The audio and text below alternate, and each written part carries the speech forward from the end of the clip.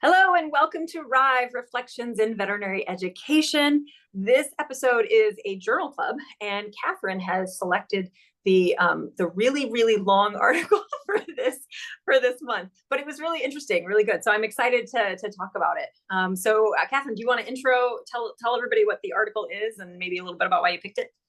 Sure. So I'm sorry about the length. I didn't think you'd have to read the whole thing, but it was pretty interesting. So the article this time is called "Envisioning the Future of Veterinary Medical Education: The Association of American Veterinary Medical Colleges Foresight Project Final Report."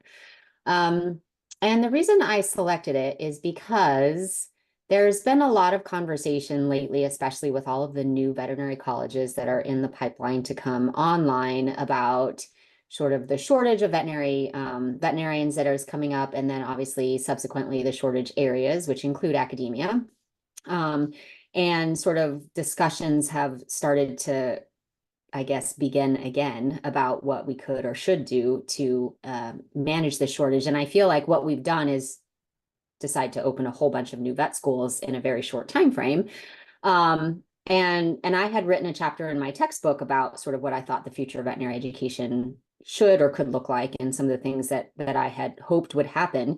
And then I happened upon this article and was like, well, crap, there was a lot of people out there who did this 20 years ago, and not all of it's exactly the same as some of the things that I talked about, but many of them are very similar. And it was a point of frustration for me because and then even tonight, I was revisiting it, and I was looking at a lot of the participants whom I know and who have had significant leadership positions within veterinary academia, and still nothing has changed.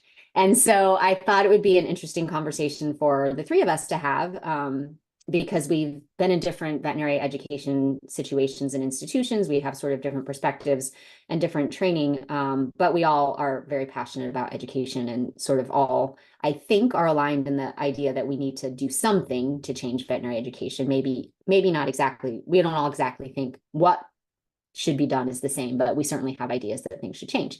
So yes, it's a 41-page article, and I apologize. I was pulling it and I was like, I remember telling them, don't pull me a long article.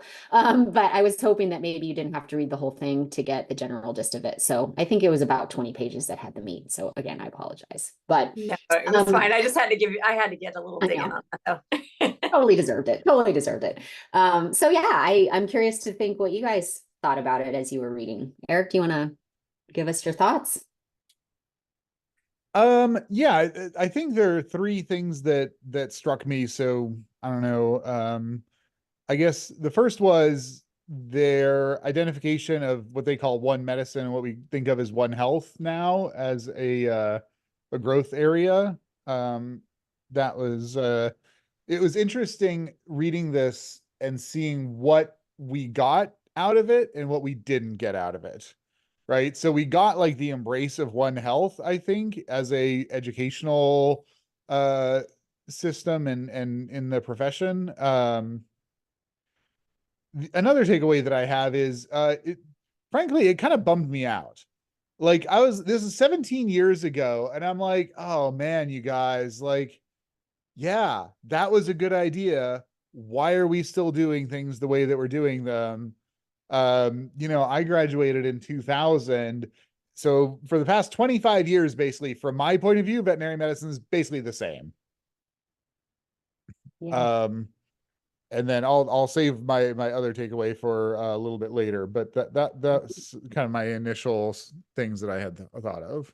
Oh, now you have me wondering what your last one is, but Bobby, what are your thoughts? Well, with that suspenseful lead in. Yeah. So this came out the year I graduated from vet school. And so the first thing when I saw the title, Envisioning the Future of Veterinary, I was like, well, that's now. Now is the future for them, right? And exactly what Eric said, I'm like, I don't know that anything has substantively changed in that time. I can't, big picture takeaways. There's some like little things that I'm sure we'll have a chance to get into. But I think this is where, like, a lot of people, myself included, get really frustrated with strategic planning and these big idea things. Is like, where's the action plan, right? Like, what are the specific things we're going to do? They had a very, very tiny amount of that, I think, where they're like, what are we going to do? And who's going to, like, AAVMC will do this, the colleges will do this. And I was like, but no, like that doesn't work, right? And so we often, and it's really fun, right? We do this on the podcast. Let's talk about our big ideas and that sort of thing.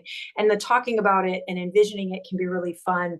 But then there's the hard work of doing it. And I think if you talk about it in an organized and thoughtful way, like this was done, but you don't include the action plan, then it's often all for nothing. And that's one thing I've learned over the years is, like, at the end of a meeting, like, what are the action plans? What are the things the specific things that people are going to do in order to start enacting the things that we've talked about? Because otherwise, I mean, this is why people hate meetings is like when we sat around and we talked about things, but like nothing got accomplished, and that feels very deflating.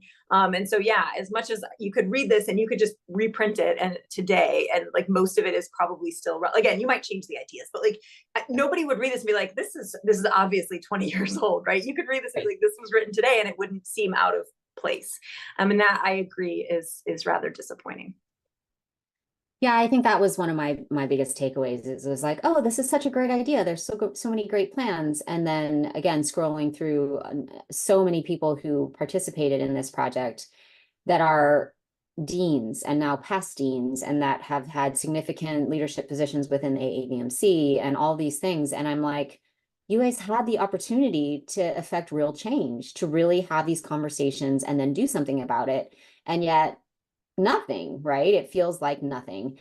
And I don't know if that's because of the things that I felt when I was in academia, which was, it was just this huge, it was this like Titanic ship that literally you turned it at, a quarter of an inch at a time. And then 20 years down the road, we're, I don't know, 6 inches turned, but we need to go, 180 degrees or whatever.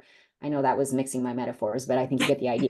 And it's like you come up and what I told people for a long time is like, I'm tired of bloodying my forehead against the brick wall. Like you hit your head against the brick wall and your forehead gets really bloody, and maybe the brick wall moved 1/8 of a millimeter. And you just have to decide how many times you want to do that until the brick moves. And so I don't know if that's what caused them to not move this forward, or if it's because they had a lack of an action plan, or because they had a lack of continuity or whatever. I mean, it was like 95 people, so it's not like particularly representative of the entire veterinary profession. But yeah, I mean, it was like I was reading it and I was like, yeah, you could totally just have people read this today and say, when did you think this was published? And they'd be like, oh, they must have just published this last year, as long as you didn't give them the participant names. And so I think that was really frustrating, but it was also really, I guess, at least in some ways, interesting to see what they came up with, like this idea of a national plan that was coordinated and to have sort of like colleges. And, when I was advising a young woman maybe a year ago who's in 6th grade and has decided she wants to be a vet and just doing all the right things. And I said, well, do you have an idea of what kind of medicine you want to practice? And she's like, well, I really want to do zoo and wildlife medicine, but I really want to go to Cornell. And I'm like, well, Cornell might not be the best place for you if you want to do zoo and wildlife medicine. She's like, but I really want to go to Cornell. And I'm like, well, you're going to have to decide if you want to go to Cornell or if you want to do zoo and wildlife medicine, because there are other schools that are going to be much better for you if you want to do zoo and wildlife medicine. And so, I think the idea still exists a little bit. Like, everybody knows if you really want the most in-depth, up-to-date information on horses, you're going to probably go to Colorado State, right? Like, if you want to do poultry, you're probably going to go somewhere in the South, like Georgia or Auburn or something like that. If you want to do zoo and wildlife, you're going to either go to Tufts or you're going to go to Illinois. There are just these sort of pockets. And so I think we've sort of started that, but there was this whole plan, right? And it wasn't just focused on species or on clinical practice. What I loved about it was that it was focused on public health and, environmental health and, food safety and all these things that veterinarians do that we should be participating in, that we still don't do a very good job of training our veterinarians to consider. And so I think for me, that was like one of the biggest disappointments, where there was like these really great ideas and then just nothing. So that was frustrating. I blame America. Okay. So as I was reading this, I was like, the problem is, in my opinion, we're not like a Scandinavian country. We're all about individualism Mm. and doing our own thing. And as I was reading these plans for like a nationalized approach to veterinary education, I'm like, this ain't how we roll. Yeah. Like everyone wants to do their own thing in this country. And the idea of a unified approach to veterinary education, I'm like, oh yeah, like this would work for Denmark, you know, probably. But it's just like I was a little surprised to see them go there, not because it's not a good idea and is probably what we should be doing, but just the lack of realization of like that is not how we roll. Yeah. Yeah. Yeah, But we that's funny, could. Eric. Yeah, we could. I did, kind of to your point, Eric, when I was reading that, I'm like, yeah, this is a really good idea. And they're like, and then we would need to ensure, right? Like each school would kind of decide for themselves what they want to do as long as we had ticked Right. all these boxes. I'm like, but what about when you don't, when nobody Right. wants to take this particular project on or has the facilities to, and what's the, like, there is a lot of that. The other thing I guess that I thought of, I didn't necessarily go, oh, this is because it's America, but I'm biased because this is where I live too. So like, this is kind of there. But I was also just thinking like, change is really hard, right? Like little change is really, really hard for people, and change on a scale like they're talking about here is, and so to Catherine's point about, banging your head against the brick wall.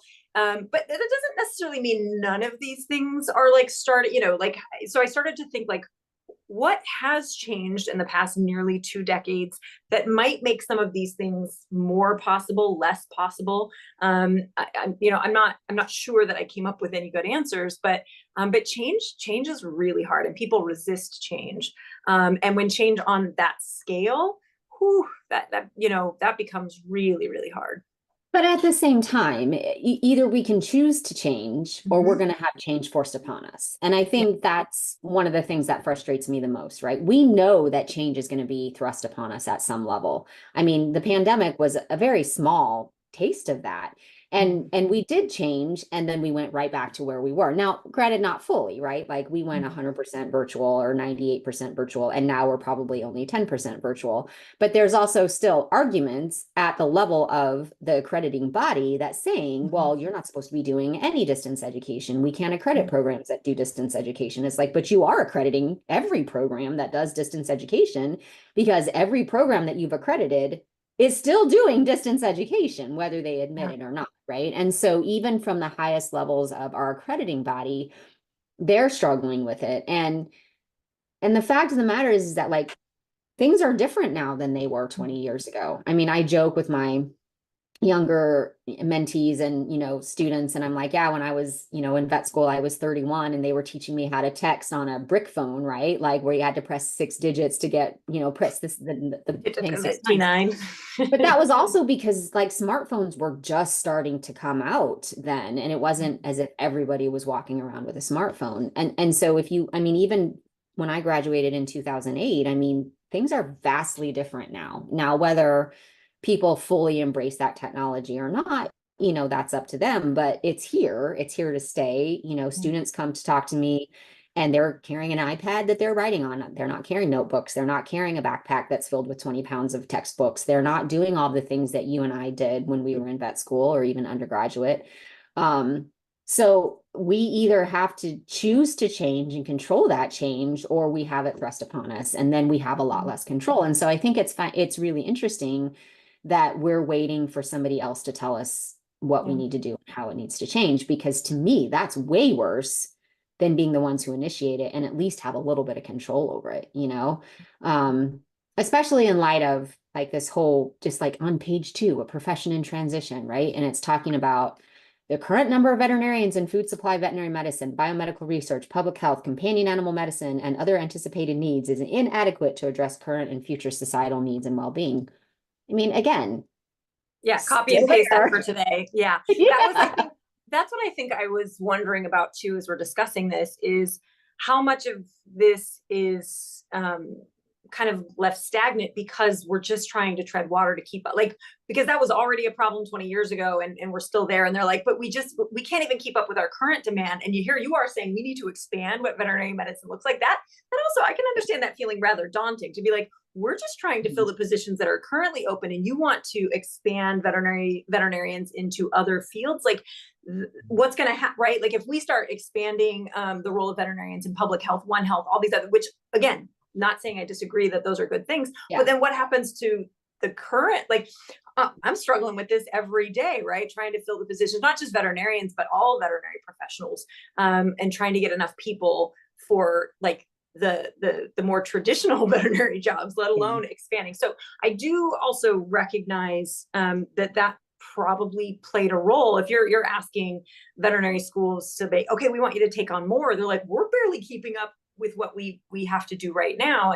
And so I think, to your point earlier, Catherine, like, where are the organizations, like at the organizational level? I don't know that this could be it's certainly not only a ground up type thing, right? Like going to the vet schools and the individuals there to say, hey, this is a you thing. Where's the funding going to come from? Where is the infrastructure going to come from? And so it's one of those, there almost needs to be a pivotal moment where people come together and say, there is a need. And so we're going to put like government is going to put resources at this, private entities are going to put resources at this, universities, schools, individuals are going to say, we're committed to this, because the kind of change they're talking about is big. And it is hard to imagine how it can be successful if it's incremental, right? Like I think it would take a fairly monumental and concerted effort to make the kinds of changes they're describing here. I don't disagree, and Eric, you're the finance guy, but this whole idea of you have to spend money to make money is, I think, to me, applies in this situation, right? Like, incremental change isn't doing it. We haven't figured it out. And the fact of the matter is we have had these shortages now for 40 or 50 years. We've been talking about it, and nothing has improved, right? And in fact, it's gotten worse. And so now we've decided that the best way to take care of that, again, is to throw more vet schools. So we're literally going to have 15 vet schools open, 14 vet schools open in the United States over the next, starting probably back with LMU, which I think graduated their first class in 2020, right? Through about 2030, we're literally going to have more than one new vet school a year open up and start graduating. And the vast majority of them are going to start taking classes in 25, 26, 27. So in a span of 3 years, we're then going to pump out that many more veterinarians, which should be really interesting because we have not learned our lesson from law and nursing and the military and all these other professions that have done exactly the same thing. And then you flood the market, and then you have nobody who wants to hire them. You have, you have this drop in jobs, like all of these things. We haven't done our research sort of from that side. I think people are just looking at it as a moneymaker. And ultimately, again, I go back to Eric, the last time we did Journal Club, and you had like a range of $0 to $600,000 of student loan debt for these students, right? Like, the average is about 160 to 180,000 for students who graduate with debt, which is still a staggering amount of debt. But there are increasingly a number who are at zero, but then another number who are at that 300, 400, 500,000. They're never going to pay that debt off. They are never going to pay that debt off. And I feel like we're setting them up for failure when we just pump them out into a situation where now there's so many veterinarians that are all competing for the same jobs, because we can't guarantee that somebody who says on their application for vet school they want to become a large animal veterinarian, or they want to work in a rural area, or they want to go into government, that they're gonna do that. Because in fact, most of the time they don't, because finances rule, right? So if we were gonna rip the Band-Aid off and sink a little bit of money into it, I think that we would find that it would be worth it. But veterinarians are penny pinchers as a general rule, and we don't like to do that. So I don't know. It's an interesting conundrum for me, because again, we've been talking about this for 40 years, especially, specifically the shortage. And I agree that maybe the idea of expanding what veterinarians would do might be daunting when we're just trying to hang on. But if we made the profession, and this was another thing that resonated with me, it was like, we needed to market ourselves better, because as you both know, I liken veterinarians to Democrats. Like, we have a great message, but we're really crappy at marketing. And I think that's true, right? And so I think that if we expanded from the very outset what a veterinarian could do and what they were perceived to do, that would make it more interesting to a bigger variety of people who might then come in and invest in a veterinary education. I mean, I have lots of public health students who would talked about going to vet school and they looked into it and they're like, I don't want to be a clinician. There's no point in me spending that much money, getting a degree that I really don't need to go out and do. I could do a PhD and get paid to go to school instead. But if we could attract those to veterinary medicine and give them that basis and say, oh, you now can go out into public health. You now can go out into food safety and security. You can go into biosecurity or, community health or something like that. Maybe we would get a couple of things out of it that we didn't anticipate. Maybe we would have increased diversity. Maybe we would have more people investing in a veterinary education. Maybe the applicant pool would increase and it would be fewer people who are interested in going to small animal medicine and more people interested in going into other areas of the profession. I don't know. You know what's interesting though, when you mentioned, in the next several years, all of these schools coming online and all those students, that may end up being like the stepping stone to this solution, right? We have a bunch of veterinarians and now we're going to have to get creative about where they're going to be working. Now it's a little backwards, right? Rather than training them for these jobs intentionally and planning for that and figuring out how many we're going to need and what they're going to look like. But it may end up happening kind of in the reverse order because, if you have a bunch of veterinarians and there's a surplus, which I'll be honest with you, I sort of dream about this problem of having a surplus. But if we get to that point, and then now suddenly, like maybe veterinarians do need a little additional training, because I actually think our foundational training does set us up well for a lot of the things they described, even without the additional training that was outlined in the article. Like the foundation really is there as far as comparative medicine, zoonoses, our public health. When you describe what public health is, I'm like, yeah, that's what we do, right? Yeah. Like we are a sector of public health, whether you call it that or not.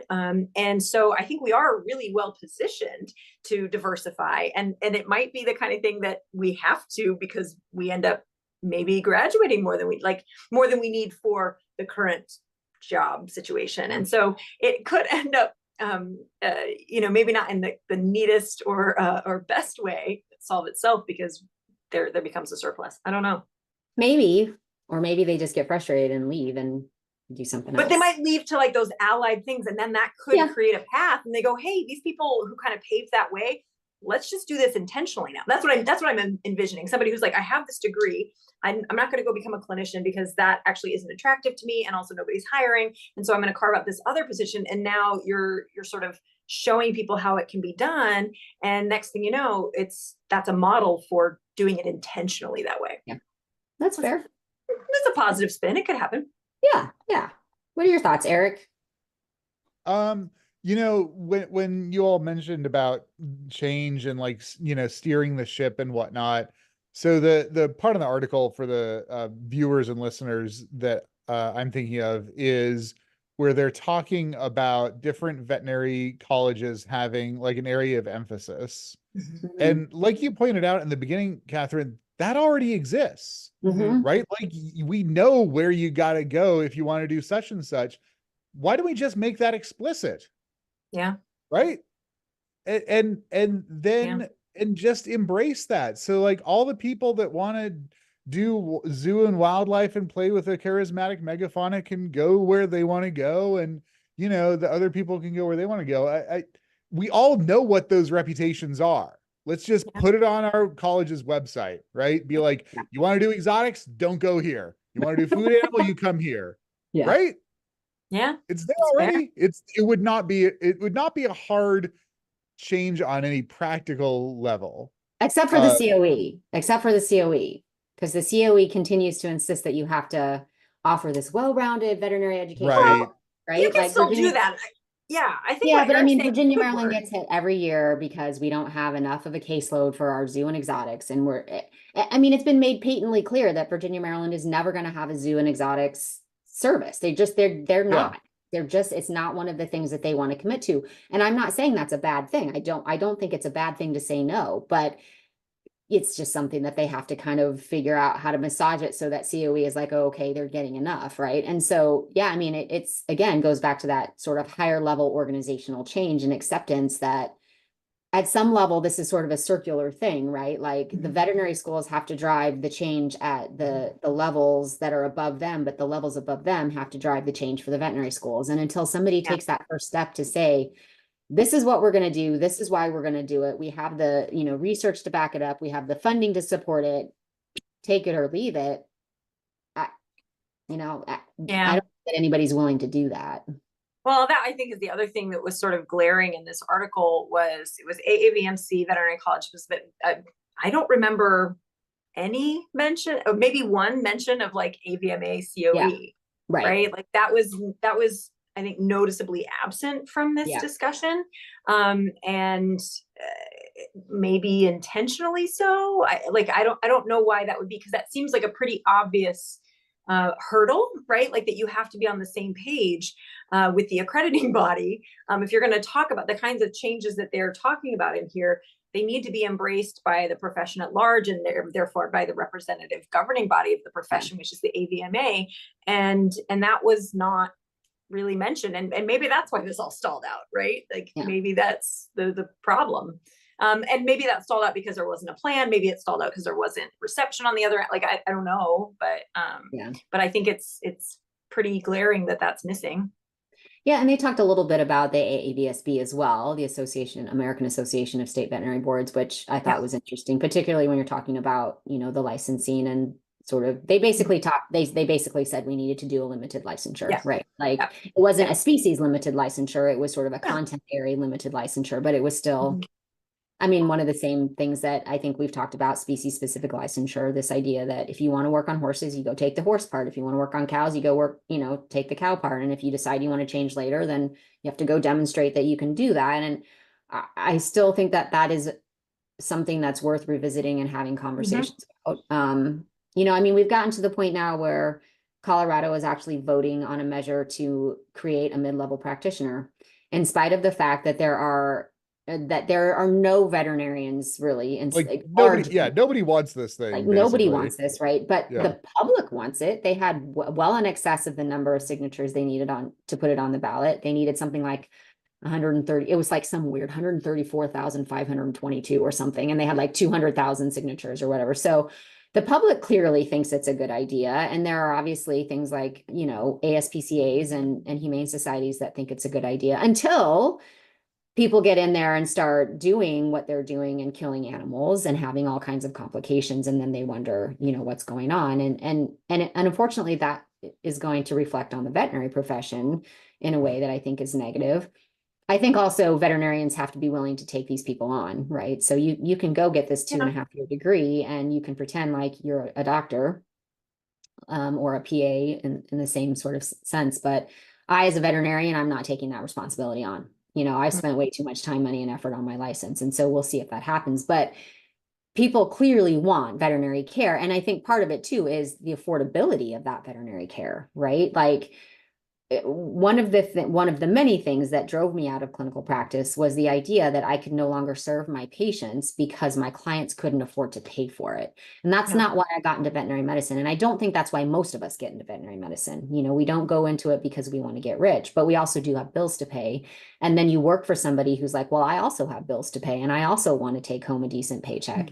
And I just see the prices inflating and inflating and inflating. And it's not just veterinary care. I mean, I was going to order a pizza tonight, right? In interest of full disclosure, because I really wanted a pizza. And it was going to cost $32 to get a medium pizza from Domino's delivered. And I was like, screw that. I'll just eat a turkey sandwich at home, right? Like, so this is, I was actually thinking about this, reading the article, Catherine, and I think this is one of those places where people feel that inflation is happening, but they're not realizing why that is. It's because we're doing more diagnostic tests, right? Like every vet has a little bedside ultrasound now. You know, 20 years ago, we didn't have ultrasound in all the exam rooms. No. Right? Like there's CT capabilities, there's MRI capabilities, there's all this stuff that the clients want. Right. And so like this is one of my frustrations with it, and something that I was going to mention about in the report is that their predictions of what people wanted. I think what was their phrase, like the Norman Rockwell veterinarian, you know, where he's just like folksy and taking care. We have not gone that direction. We have gone hyper technical. All the diagnostics, all the meds, all the expense. Like we have drugs that are FDA approved now. There were no FDA approved drugs for small animal practice when I graduated. You know, there was no money in it. But now clients, that's what clients are demanding. So I'm gonna. I definitely Okay. share your frustration though, Catherine, that people that are willing to throw money at their pets problems are the ones that we're appealing to, and we're not appealing Yeah. to just the average pet owner. Yeah. I'm going to push back a little bit on two of those things. So we're going to get into this. I'm excited. So, because I feel like oftentimes we all agree about the things. And so I don't know that I fully agree with two of the things. So one is the mid-level practitioner. I'm more open to that idea than I think maybe a lot of people are. And I look at it as potentially an avenue to address some of the things that they've talked about in this article. And how do we expand the presence of veterinary healthcare without necessarily it just being veterinarians? And maybe there's room for the like an analogous physician's assistant in veterinary medicine. And so I guess I'm not as against that, as exploring that as maybe some people are. I think that there might be room for that given the shortages that we currently have.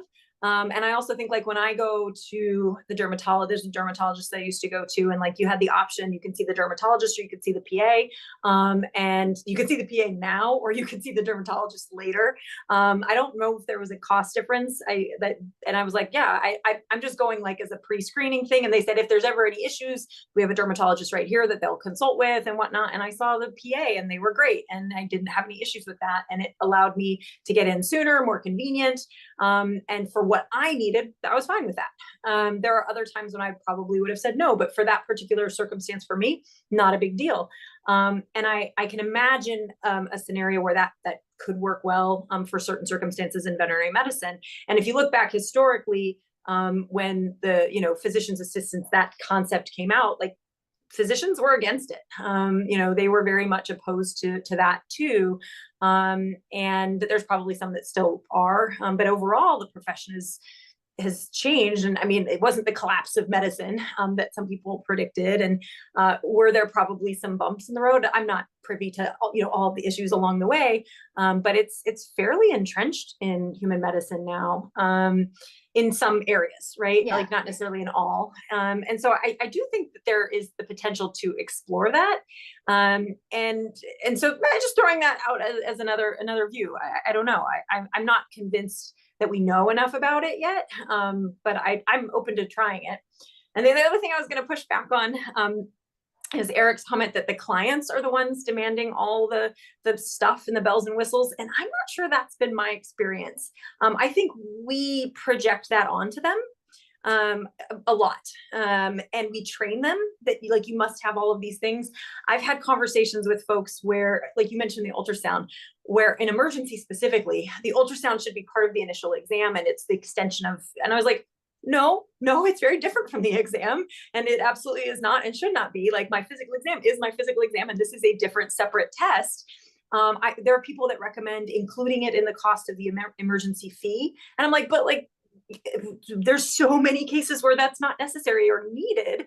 And so I fight very hard against that. I also experience that most of my clients value my expertise. And they don't need me to run all the tests and to spend all of the money, and are often quite grateful when I tell them, hey, I've examined your pet. I found these things. I mean, I can spend a bunch of your money, but I don't think we need to. We can try X, Y, and Z. And they're like, that sounds great. And there is a percentage that say, hey, I'd have more peace of mind if we ran these tests. There is, but I would, in my experience, say that's not the majority of them. And the ones that do ask for that often have been trained by others saying you need to do these things. And I see our students feeling like, I use this common phrase, like if a patient tells you how they're feeling, believe them. And that includes if they tell you they're feeling better. Like we've got patients in the hospital that are improving. Well, now we need to recheck the x-rays and we need to recheck the blood work. I'm like, no, we don't. The animal is not lying to you. Like that's not a thing they're going to do. If they understood that doing these things would get them out of the hospital, then they would lie to you, but they don't understand that. Right. Like, so I'm not sure that that's driven by our clients. I think a lot of that is driven by us. And, the bells and whistles are fun. They also generate income. And, it's hard to separate those two things, but I'm not sure that it is certainly not entirely driven by the clients. So those are my pushbacks. So I Yeah. have a couple of comments. So on the mid-level practitioner, I am not opposed to a mid-level practitioner. What I'm opposed to is creating an entirely new training program for a mid-level practitioner when we've already created that in our credentialed and licensed veterinary technicians. I think before we go to a mid-level practitioner, we need to consider the value that a credentialed licensed veterinary technician brings to a practice and use them to their full potential and give them the due And that pay they them. deserve. Yeah, they deserve to Yeah. be paid at a different scale. They deserve to be valued at a different scale. And it's very much like the human nursing side where, it's sort of this evolution from sort of the nursing assistant to the LPN to the RN to the BSN. And I think we really need to support our veterinary technicians in that way because there are too many out there who make $20,000 or $25,000 a year. And the only reason they can do that is because they have a partner or significant other who makes enough money to support them so that they can do what they really want to do, which is work with animals, but not be an animal doctor. And so it's not that I'm fully opposed to a mid-level practitioner. What I'm opposed to doing is jumping into that when we already have a pool of people who are truly qualified to take that on already, but it's not codified among the 50 states and territories in a way that they're protected and therefore the public is protected. And I also think that you can't really make the same, it's not exactly a parallel connection to a PA or even a nurse practitioner, because those people are not doing surgical procedures, they're not managing anesthesia, they're not doing invasive things that a mid-level practitioner would be authorized to do. And one of the things that I get the sense of, and this may be completely unfair on my side, but one of the things that I get the sense of is that a lot of the humane groups, and don't get me wrong, like my heart is in shelter medicine. I 100% support shelter medicine, but a lot of the humane groups that are pushing for this, it's because they want cheaper labor to do high volume spay and neuter. And to me, like I never use the term routine surgery when I'm going in to do a spay or even a castration, because even though it's something that you do a lot of, you never know what's going to happen, right? With anesthesia, you never know how the animal's going to react. You never, like, I've had an animal. A spay is a major surgery. Yeah. It's a major abdominal surgery, right? And I've had one die on the table that had no health issues, that was 6 months old, and I had to get it back, and then it died again, and I had to get it back. And like you can't say that those things are routine. And to say that you're going to take somebody and train them in all the things that veterinarians are trained in 2 years or 2.5 years, and then send them off to do surgery under the direct supervision of a veterinarian, that's not going to help anything, and it's not going to improve animals. So it's not that I'm opposed to it. I don't feel like we need it right now. What we need is to support our veterinary technicians and codify that. So I think I just want to make that clear. I would think that that's a really important argument because we have not done a very good job of protecting our LVTs or CVTs or, whichever, again, the fact that we have so many different terms for them. LVT, and CVT, RVT. Yeah. If we want somebody else who we can, pay less than they are worth, to do things. No, I agree. And I think that's very fair. And I don't know what impact that would have. So yeah, obviously a lot of it needs to be worked out, but I think in concept, Sure. Anything that helps our profession, I think, is worth exploring. We just got to be really careful about it. Exactly. And then in terms, I think I fall sort of in the middle of you two. I mean, having been out in clinical practice long enough, I think one thing that really does drive that is client requests, but I think it's because of Dr. Google, right? So I can't tell you how many clients I had in general practice that would come in and be like, well, I looked it up on Google and my dog has this problem and I need you to do this test. And one specifically, one woman came in and, well, I've had this, my dog had a urinary tract infection before and I looked it up and it's all exactly the same signs. He's hiding, he's whining, he's got belly pain and blah, blah, blah, blah, blah. I really need you to do a urinalysis. And I'm like, okay. And I'm talking to her, getting the history. I'm doing a physical exam on the dog and the dog has back pain, right? Like it's very common for a dog to have referred back pain. They're picking them up by the belly. It puts pressure on the back. They don't understand that. And so I look at her and I say, actually, on my physical exam, it looks like your pup's suffering from some back pain. And it was a little small, fluffy white dog.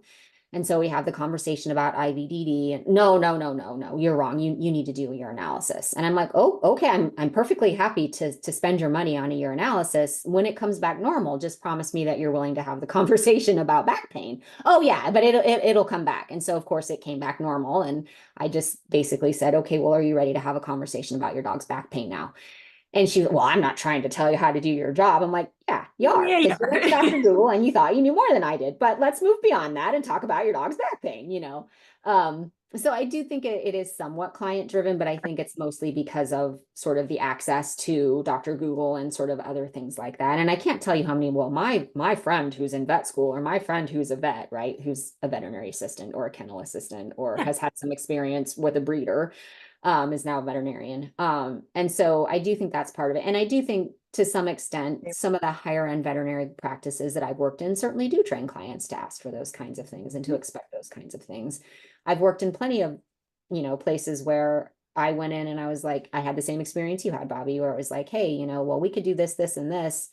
If you have limited funds, I would say this would be my first priority. And then we do that. And they're like, oh, this is great, right? Like, I don't have to spend $5,000. I can spend $500. So Yeah. I do think that happens.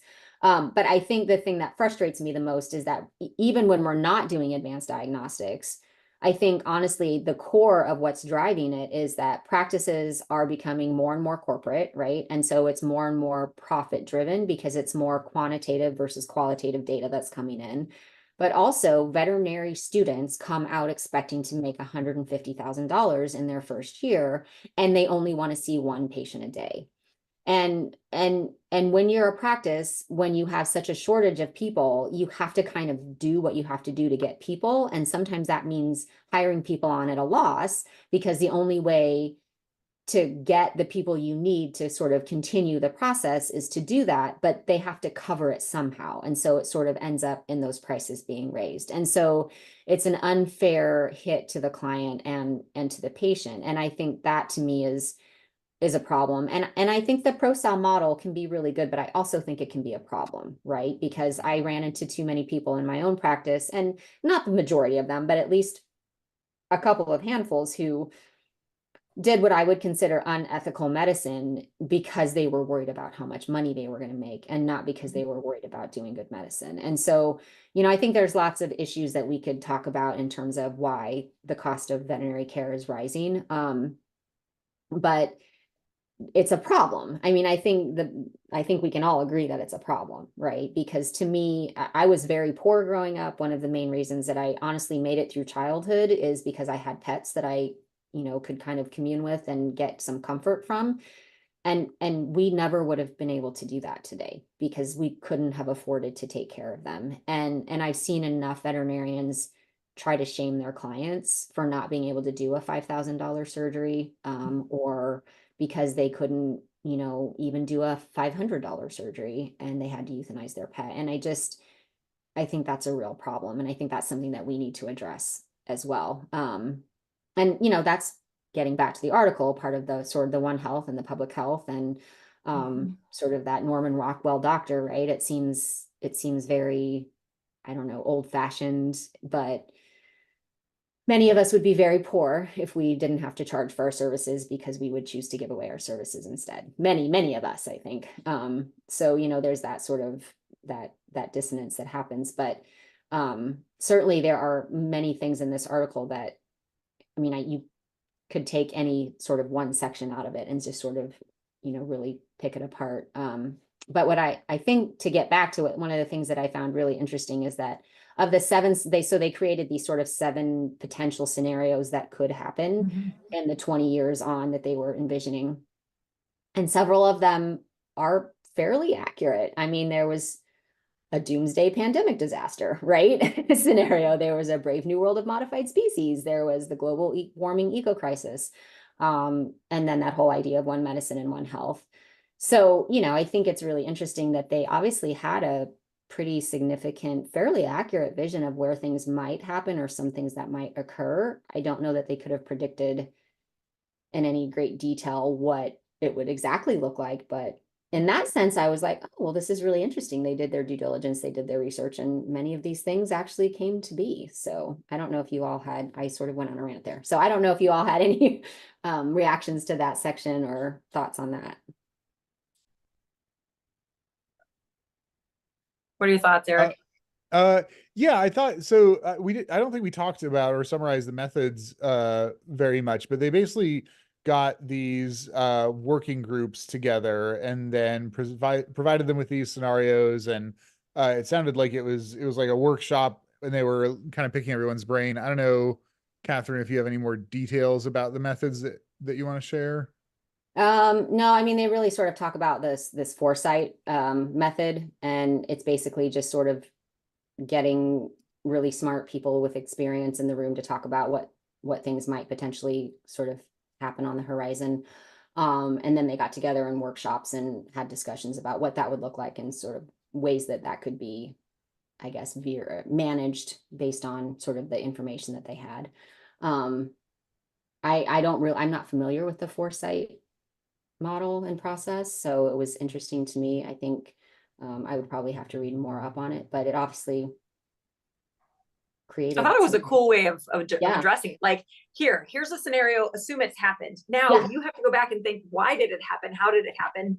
And you can tell in the way they develop the scenarios, they're almost like opposites, right? Like, okay, here's one scenario where this happened, and then here's another scenario that's kind of the opposite. And like, let's think now, assume that's happened. We're not going to tell you why. You think about what are the things that led to that outcome, which I think is a cool way of doing it, because and they hinted at this in the methods. The trap is we go from where we are now and try to move forward. Right. We go where we're biased, right? Where if we say this happened, now you have to stretch your mind a little bit and think how would something like that have come about? And so I thought it was kind of a cool way to do it. They didn't give us as much of the detail and like how that led to their recommendations. That I felt like I was missing that in the article a little bit, because I was like, that's really cool. But why did we get here? I was also curious, what things that you guys came across in the article that you were like, nah, I don't like this, or I disagree with this, or they didn't talk about this, and I think they should have. Did you all have any reactions like that? Yeah, before we get to that, I would like to say it might be an interesting process to go through with our students to give them an outcome of a case and say, okay, well, what do you think led up to it, right? To get them to think through the process. But anyway, that just popped into my head. So I don't know, Eric, is there anything that you feel like you didn't like at all, or that you were like, or I really needed more of that? They talked about the lack of diversity problem with admissions, which I appreciated, but I don't feel like there were any particularly meaningful suggestions for dealing with it. The same with the student debt problem. They were like, this is a problem, but I don't know. Someone should deal with it. Yeah, I think that there are some things that we talk about in veterinary medicine. It's like, we think that we can solve this as like a college of veterinary medicine or as a university or as a profession. We cannot. These are societal problems. Yeah. And that's not to say that we shouldn't try or to just throw up our hands, but I think sometimes we have a exaggerated sense of control in a scary, uncontrollable world. That's fair. It's a fair point, because a lot of the complaints that I have were like, there were a list of things, like very brief, like this is a problem and someone should do something. And I was like, okay. And they mentioned a little bit like lobbying and having like training veterinarians to be more involved in policy and lobbying, getting a DVM and a JD, like get more veterinarian lawyers in there. And I was like, that's an interesting like potential long-term down the road solution. But there was definitely for me a lot of like, yeah, someone should do something about that, which I found, fairly unsatisfying. I get it, right? Like there's only so much you can talk about in one of these things. So I was like, that was it. But yeah.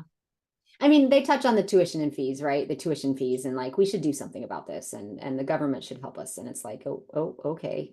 We all moved to Denmark, like Eric said at the beginning.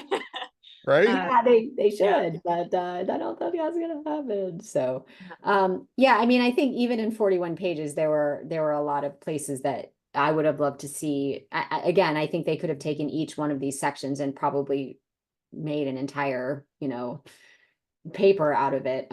So I think in terms of them sort of, and again, I don't know what else came out about it. This is just sort of the one that I found. So I do think that there's there is still a need to explore many of these ideas.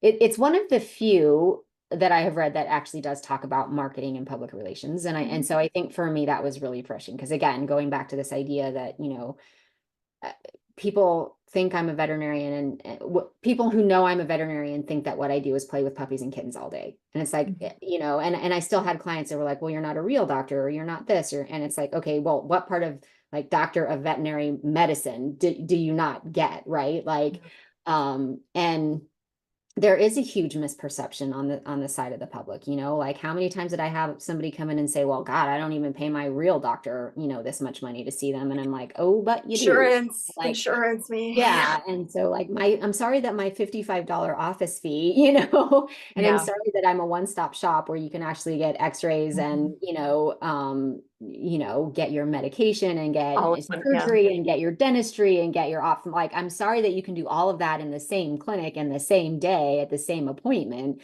But you know, there's just this absolute misperception. And so I really did appreciate that they talked about that, but they didn't say like how, or like who's responsible, or what do you do to make sure that people better understand all of the varying things and skills that veterinarians have. Because even like a lot of physicians don't understand it. And even if you look at, so for example, if you look at the CDC, there's an it's like I can't remember what it is. It's like a epidemiology position for people who are physicians who are interested in public health, right? And so if you want to go into this program, it's a very selective program, and I can't remember the name of it, but it's a very selective program. And if you want to go in and you have an MD, then you can go in, but you can apply. But if you have a DVM, you have to have an MPH as well. And I'm like, well, that's totally ass backwards. Like the people who know more about public health are veterinarians coming out of school. MDs are the ones who have no idea what's going on in public health, which is why I taught public health for 8 years without an MPH, right? But there's no MD who could do that.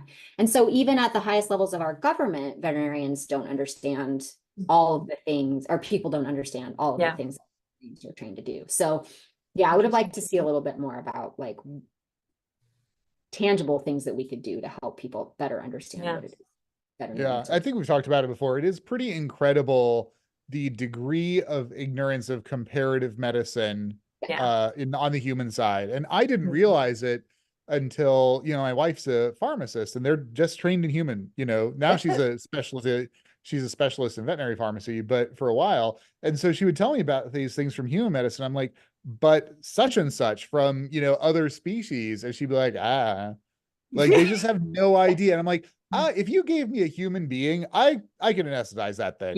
You know what I mean? Yeah. Agreed. Yeah. I could do surgery on it, probably, if you gave me a good textbook. In the military, you might. Like that happens. I mean, I had when I was teaching public health, I had some electives for PAs and for, you know, the med students that would come and take, and it was basically focused on zoonotic disease. And we would always talk about, you know, you guys get this training in infectious disease, but you're taught that zoonotic disease are zebras. And I'm like, I'm here to tell you they're not zebras, right? So in one of them, we would do sort of this case-based scenario, which was great because a lot of them were in systems-based curricula. And so they, you know, they'd be in cardiology and they're like, oh, well, obviously this is a cardio case. And then I would give them a case and they're like, oh, this is like multiple systems. And now I have to figure out what it is. And so actually one of my PA students went out into her clinical rotations, and she texted me probably 6 months in, and she was at MD Anderson. And she's like, hey, Dr. Fogelberg, I just wanted to let you know that I just solved a really interesting case that nobody here could figure out because of your class. And I was like, oh, well, that's interesting. Tell me more. And she's like, yeah, we had this, you know, kid, this young male come in. He was having these recurring fevers. He was really sick and blah, blah, blah, blah, blah. And I was like, that really sounds like Rocky Mountain spotted fever. And so, and she's like, I never would have known that if I hadn't taken your class. And so she was like talking to the attendings, and it wasn't anywhere on their differential diagnosis list. It was nowhere sort of anywhere near them. And she's like, well, it's probably worth, sure enough, he had Rocky Mountain spotted fever. And she literally saved this boy's life because she had taken a class with him. So, you know, I think it's really interesting. And every student that took my class was like, I don't understand why we're not being taught this in our medical school programs and our medical school curricula. And I'm like, I don't understand it either. Maybe you should go back and say something. I don't know how many stories I have of colleagues who were like, I was at work and got exposed to a dog that had leptospirosis, and they go to their physician. They're saying, hey, I'm having this. I should be tested. And they're like, no, you don't. I'm telling you, I diagnosed this patient and got exposed. or like the crypto, like students Yeah. that go and they have to like beg for the Yeah. treatment. And this is why people end up treating themselves. They prescribe Yes. their own Exactly. treatments for it. Is because they go to their physicians who are like, no, it's not that, because they are taught that these are really unusual. It's like, no, we're a separate risk population. Yeah. We have like, I know what I've been exposed to because I diagnosed it in that species, but Yeah. it's Yeah. really interesting. That kind of ties into the thing that for me was sort of conspicuously missing from this. They didn't really have any mention of specialization, like, you know, a clinical specialization. And when they were talking about like, yeah, veterinary, they can get a DVM MPH, they can get a PhD, they can do all these things. There was nothing about the clinical side. And the other thing that, so I was like, where's that in your plans? And I realized that falls just under the clinical, but that is right now still an important part of what veterinarians are doing. But the other thing that I was a little bit bothered by is they kind of opened this with, we don't want to extend the time for education. And I felt like that was a little like, why not? You also then talked about like moving a little bit more toward human medicine and like a One Health type approach. And it is standard, right? Like after you finish school, you have your MD. Now you go on and do additional training in that area. And I don't understand why we aren't even considering that. Now, again, we might consider that and say that's not tenable for all these reasons. But I was disappointed that they didn't even explore that. They just said out of hand, we do not want to extend the time. And I'm like, well, maybe that's exactly what we need to do. And to say, guess what? We're gonna be more like our human health colleagues. And after you get your DVM, now we're gonna go on and require that you. And this is maybe how this works, right? You go on and you're gonna go now do epidemiology, or you're gonna go into do additional public health rather than having to do it at the same time. And or you're going to choose a clinical specialty. Like all of those could potentially become. So I was disappointed that they kind of dismissed that out of hand without really explaining why they made that decision. They just said, we don't want to do this. And I was like, but maybe that's something to consider. So that was one of my beefs, that they dismissed it and didn't really tell me their reasoning. Yeah. So we only have a couple minutes, and I wanted to get Eric's last thing because you said you had 3 things, but you were going to save the other thing for later. Yeah. Oh, it was just my condemnation of America as a bunch of independents and why we're not going to ever get together and do stuff in a cooperative fashion. Yeah. Gotcha. But we could package this up and send it to Denmark and be like, hey, you want to try this out? Yeah, exactly. I mean, there's a reason they're consistently ranked #1 in world happiness. Yeah, for sure. Yeah, Scandinavia. There's just as a quick aside, there's this theory that one of the important steps for human evolution, like the point at which we started to overtake other primates, was when we were able to effectively communicate with each other. Like our voice box evolved right around the time where humanity sort of took off. And so it's like, yeah, we are better when we like work together, you guys. Like we got to be collaborative. Forget this independent nonsense. What? We have to collaborate with each other, not compete with each other? I don't get what you're talking about, Eric. That's so You can do both. You can do both. You can collaborate. I mean, that's the thing. There's healthy competition and there's collaboration. Like you can't collaborate all the time, but you also can't be so. I think about all the years I was playing sports, and I was friends with the people who are on the other teams. Like we can all be friends, and make each other better, because that's, I think, an important part of just pushing each other to be better. Absolutely. Absolutely. I don't think they're mutually exclusive. So. Well, thank you both for wading through this really long article. I promise I won't complain about long articles in the future. It was a fairly easy read, I think. It's a really interesting like window into the past, looking onto the future, and then being in the future and being like, oh man, you guys, you dropped the ball. Yeah. Yeah, seriously. It was alternatively impressive and depressing all at the same time. So I'm kind of not being on that response. Well, suppose we got to pick up the ball and run with it then, huh? Yeah, exactly. So anyway, well, thanks for talking about it with me and for having the willingness to do this in your spare time. So of course. Good to talk with everybody as always, and we'll catch you next time.